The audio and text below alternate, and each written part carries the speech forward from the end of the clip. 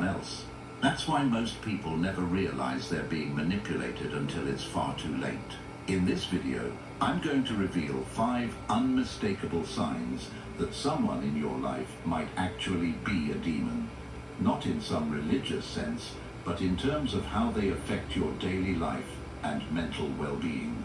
These signs are often missed because they're subtle at first, but once you know what to look for, you'll never be fooled again.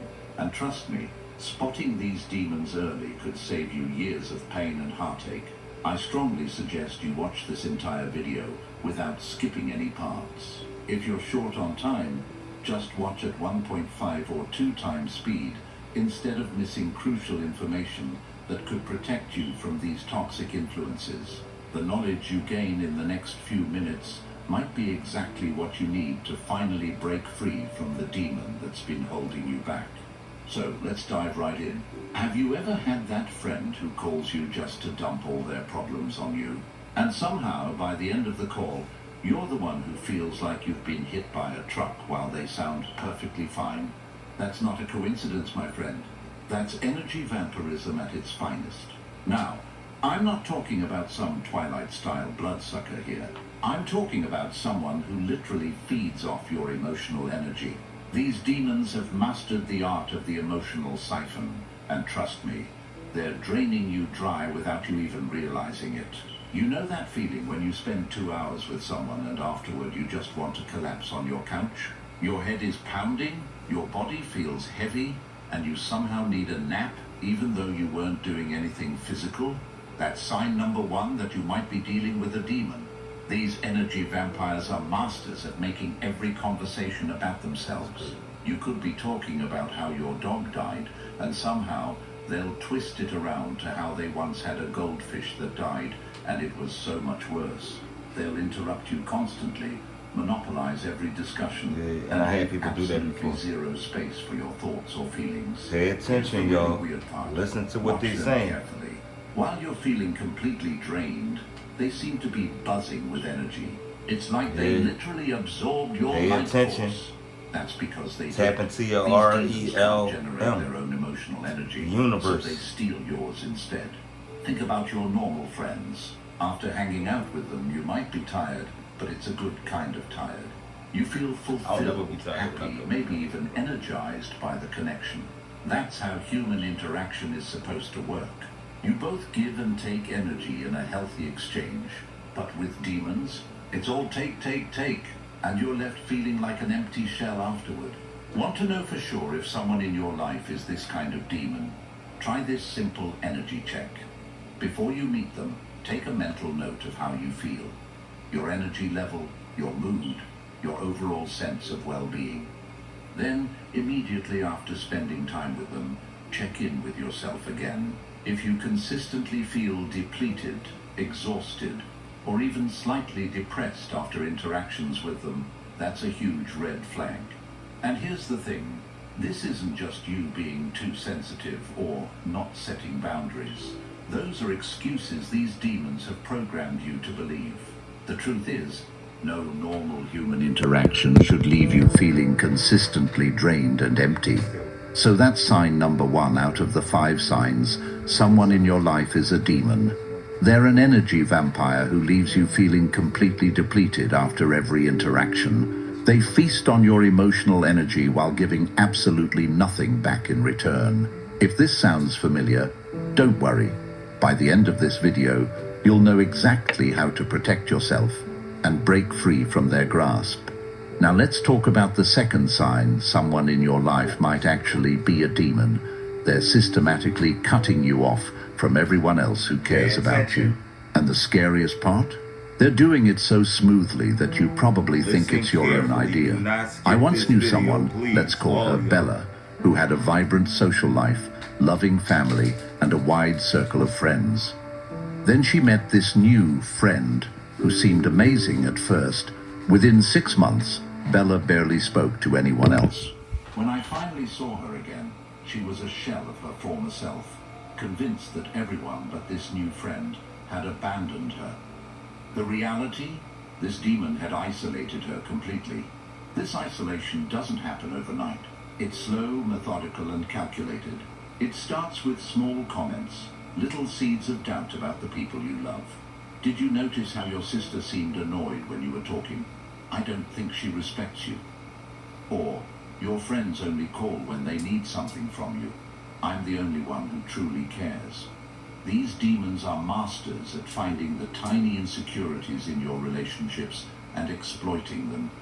They'll take a single misunderstanding between you and your friend and transform it into evidence that this person has always secretly hated you. Then comes the next phase, creating impossible choices. Suddenly, you're being forced to choose between spending time with them or with other people. Pay attention, y'all. And somehow, choosing anyone else makes you the bad guy. After everything I've done for you, you're going to your mom's birthday instead of helping me move? I guess I know where I stand in your life. And you know it's crazy. The guilt trips become more I done been intense. through that. They'll react with disproportionate hurt whenever you try to maintain other relationships. They'll call during your outings with others, claiming emergencies that mysteriously resolve once you've cancelled your plans.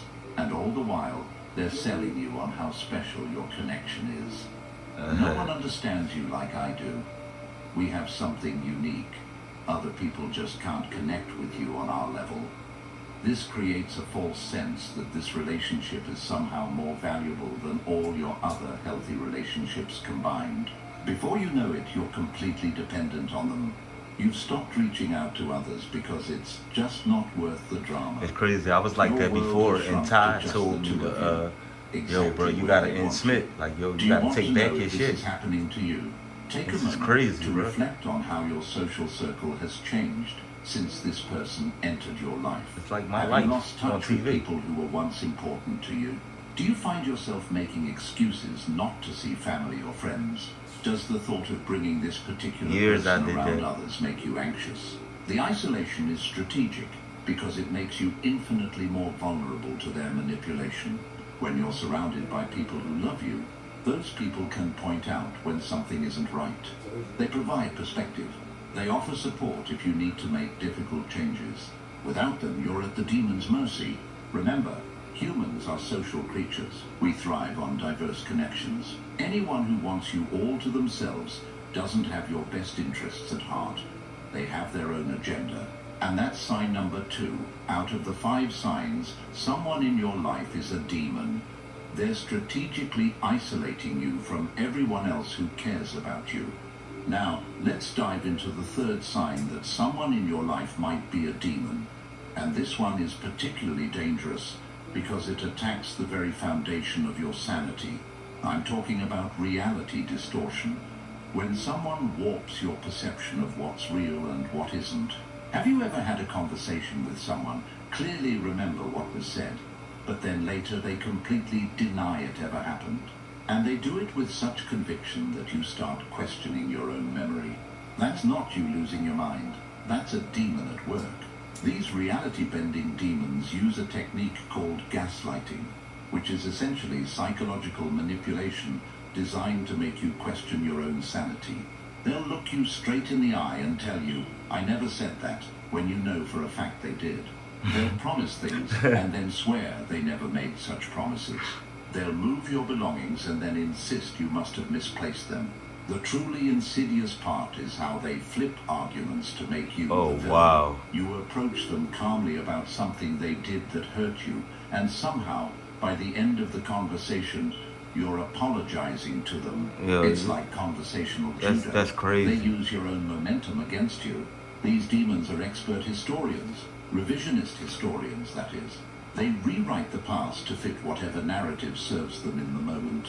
I've always supported your career, even though they sabotaged every opportunity. I've never liked that friend of yours, even though they were perfectly friendly until yesterday. They create a constantly shifting reality where you can never find solid ground. What makes this particularly effective is how they use your emotions against you. They know when you're vulnerable, stressed or exhausted, and that's precisely when they'll launch their reality-bending attacks. Because when you're emotionally compromised, you're less likely to trust your own perception. The impact of living in this distorted reality is profound. You start second-guessing everything. Your memories, your perceptions, your feelings. You think, maybe I am being too sensitive, or maybe I did imagine that conversation. This constant self-doubt erodes your confidence and makes you even more dependent on the demon to tell you what's real. Here's a powerful way to combat this. Keep a private journal of your interactions. Write down important conversations, agreements, and incidents as soon as they happen. This creates an objective record that can't be manipulated later. When the demon tries to tell you something never happened, you have your own evidence to the contrary. And listen, if you're finding yourself mentally exhausted from trying to keep track of what's real and what isn't in your relationship, that's not normal. Healthy relationships clarify reality. They don't confuse it. This reality distortion is sign number 3 that someone in your life might be a demon. And before I move on to sign number 4, I just want to say, if you're finding this information valuable, please smash that subscribe button right now. Because here's the truth. Recognizing these signs is literally life-changing information that most people never learn until it's too late. By subscribing, you're not just staying informed.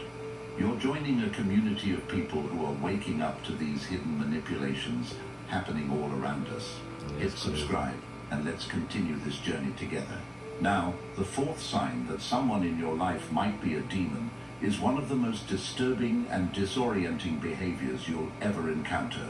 I'm talking about the Jekyll and Hyde personality, when someone switches between being incredibly charming and frighteningly cruel with no warning whatsoever.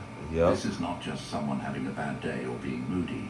This is a calculated, dramatic personality shift that leaves you constantly walking on eggshells, never knowing which version of the person you're going to encounter from one moment to the next. Let me paint this picture for you. In public, they're absolutely delightful. They're the life of the party, charming everyone around them. Your friends tell you how lucky you are to have them in your life. They seem perfect, attentive, funny, considerate, but behind closed doors, they transform into someone completely different, cold, cruel, contemptuous. The unpredictability is what makes this so destructive. You never know what might trigger the switch. Was it something you said? The tone of your voice? The way you looked at them? Or nothing at all? Living with this uncertainty creates a constant state of fear and anxiety. You're perpetually on high alert, trying to predict and prevent the next episode of cruelty. These demons use this fear as a control tactic. They know that if you're afraid of their next mood swing, you'll do anything to keep them happy. You'll change your behavior, suppress your needs, shrink yourself down, anything to avoid provoking the monster that lurks beneath the charming facade. One of their favorite tactics is what psychologists call love bombing, showering you with excessive attention, affection, and gifts, making you feel like the most special person in the world. Then, just when you're basking in this adoration, they yank it away. The warmth disappears, the gifts stop, the affection transforms into contempt, and you're left reeling, desperately trying to figure out what you did wrong and how to get back to the good times. This cycle of reward and punishment creates a powerful psychological bond called intermittent reinforcement. It's the same principle that makes gambling so addictive. The unpredictable nature of the rewards makes you crave them even more intensely. You keep coming back, hoping to experience that high again, willing to endure increasing amounts of abuse just for a chance at another moment of their love. Here's a painful truth. This inconsistency isn't accidental. It's deliberately designed to keep you off balance and under control. By creating this chaos, they ensure that you never have the emotional stability to step back and see the relationship clearly. If you want to know if you're dealing with this type of demon, start tracking their behavior cycles. Look for patterns in their personality shifts. What precedes the nice phase? What seems to trigger the cruel phase? How long does each typically last? Often, just seeing these patterns written down can be a powerful wake-up call. Remember this. In healthy relationships, people may have moods, but they don't have multiple personalities. They don't adore you one day and despise you the next. They don't praise you in public and demean you in private. That's Consistency crazy. is the foundation of trust. Yo, go like, and hit the without like it, button, no subscribe, relationship y'all. can Hit the truly like thrive. button and This subscribe. Jekyll and Hyde behavior is sign number 4 that someone in your life might be a demon. It's a lesson that cannot be ignored. No amount of intermittent good times can justify systematic emotional abuse. Your peace of mind is not a fair price to pay for occasional moments of affection. Now, let's talk about the 5th and final sign that someone in your life might be a demon. And this one cuts to the very core of who you are. I'm talking about soul theft. When someone gradually steals your identity and confidence until you barely recognize yourself anymore. Take a moment right now and think back to who you were before this person came into your life. What were your dreams? What made you laugh? What were you passionate about? What did you love about yourself? Now ask yourself, how much of that person still exists today? For many people living with demons, the answer is heartbreaking. Somewhere along the way, pieces of themselves have vanished, replaced by doubt, fear, and a constant sense of inadequacy. These soul-stealing demons are experts at belittling your dreams and aspirations. They don't usually tell you outright that your goals are stupid. That would be too obvious. Instead, they use subtle undermining. That's a nice idea, but someone like you might want to aim a little lower. I'm just being realistic. I don't want you to get hurt when it doesn't work out. Each Yeah, I comment heard chips away that to at me your before. confidence until you abandon your dreams When I was trying to do the entirely. business and all that They stuff. plant seeds of self-doubt in your mind that grow into forests of insecurity. Are you sure you want to wear that? I wouldn't say that if I were you. People might think you're stupid. You're so lucky I'm willing to put up with your issues. These seemingly small comments accumulate over time, creating a constant internal critic that sounds suspiciously like their voice. One of their most infuriating tactics is taking credit for your ideas and accomplishments. You mention a great idea, they dismiss it. Pay And then a attention. week later, they present it as their own brilliant thought. You achieve something amazing, and they somehow reframe it as being possible only because of their support and guidance.